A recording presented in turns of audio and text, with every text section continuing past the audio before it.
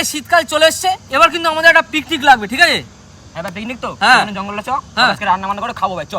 Picnic হবে নদীর ধারে ভাই, কাবাব খাওয়ার পর একটু হাত ধোবো না?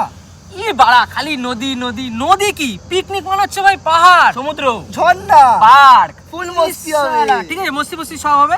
দেখো আমরা অনেক বড় হয়ে গেছি, তো আমি এবছর চিন্তা ভাবনা করছি আমরা এবছর পিকনিকে যাবো হচ্ছে সোজা মানালি। তো মানালি যাইতে গেলে আমাদের কিন্তু প্রথমে কিন্তু অনেক টাকা পয়সা দরকার। তো তোমরা বাড়ি যাও, গিয়ে কত টাকা পয়সা জোগাড় করতে পারো দেখো। ভাই বাবা তো টাকা দেবে না আমাকে। বাইগান তোর বাবা টাকা দেবে না? তাহলে তুই এক কাজটা, ইজি কাজ, বাড়ি গিয়ে 2 দিন না খায় থাকবি, এমনি টাকা পাই যাবি। ভাই দুদিন আমি এমনি না খাওয়া।